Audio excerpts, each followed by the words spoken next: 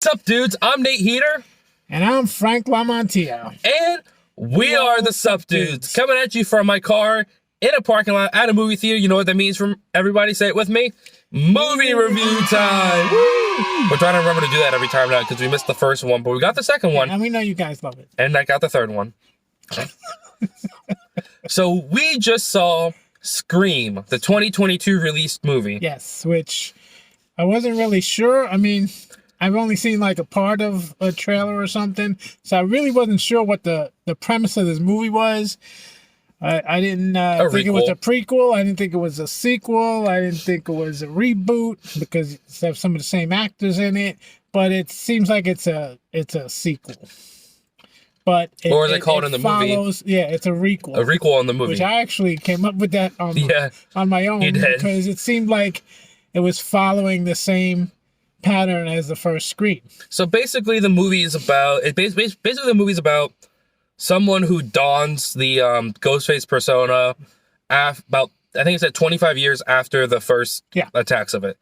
And of course, if for those of you that know about the Scream movie, the big question is, who's Ghostface Killer? Mm-hmm. As he slashes him up, kills everybody, and you have to try to figure it out. So that's basically the premise without giving too much away. And everybody starts suspecting everybody and all that fun stuff. Which is basically your typical Scream movie. Yeah.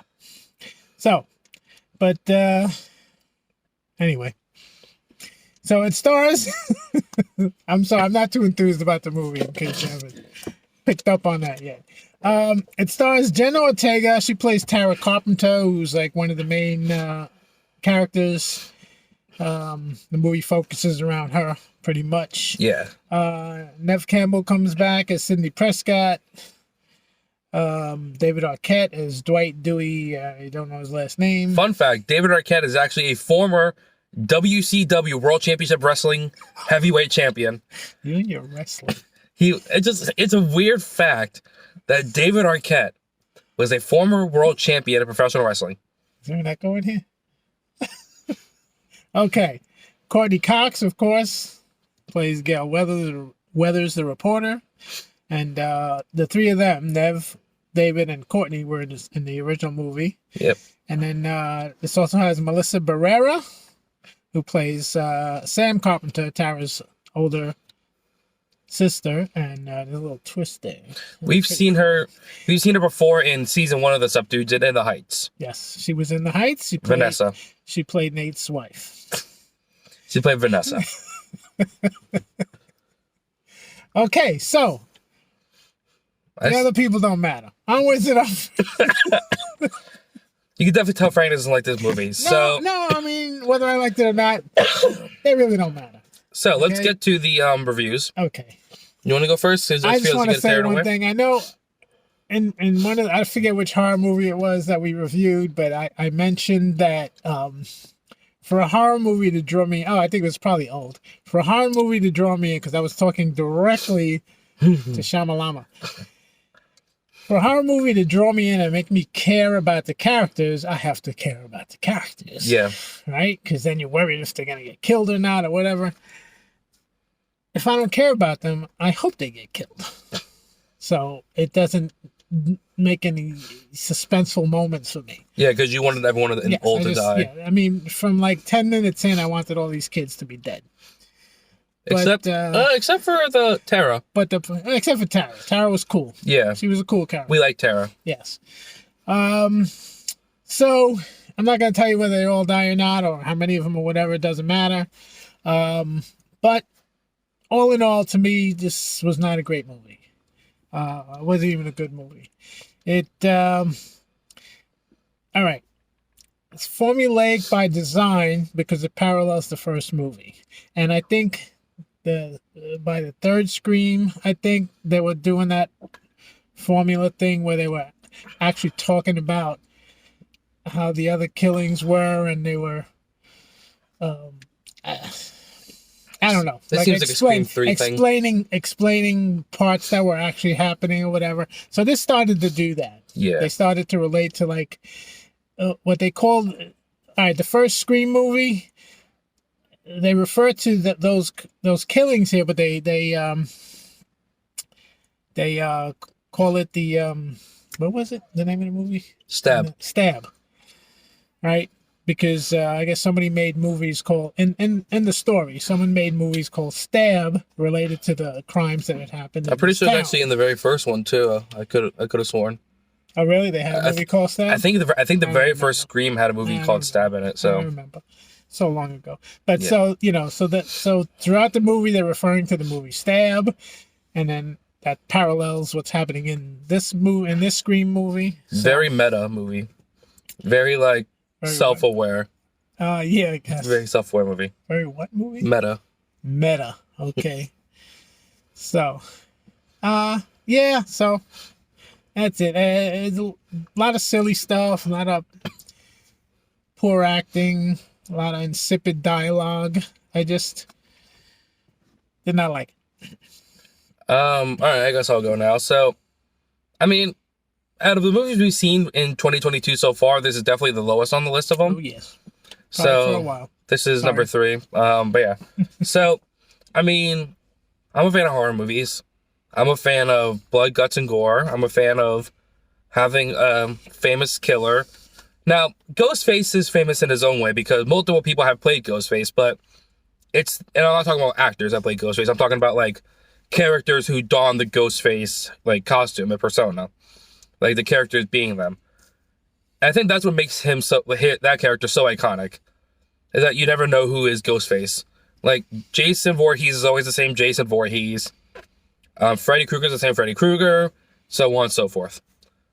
This one I thought was, like I said before, very self-aware, which drew me out at times. There's definitely one scene towards the end that's definitely a self-aware kind of a situation.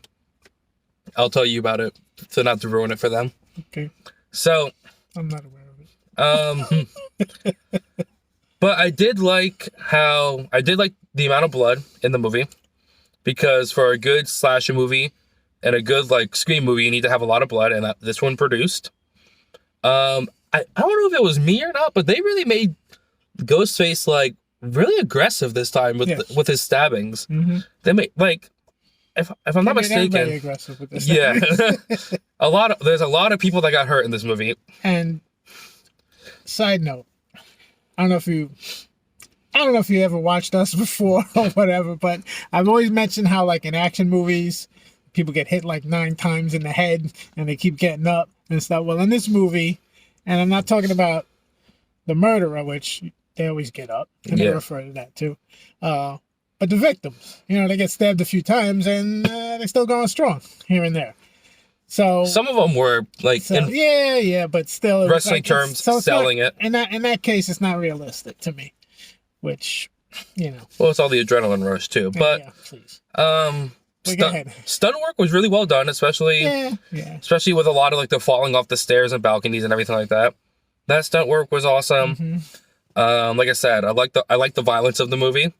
I'm not a violent person. But that's why I like the violence. Exactly. We live vicariously through that. So look it up. I'll put the definition on the screen. Maybe we'll see. No, they know. You don't know. Oh. I'm kidding. You probably do.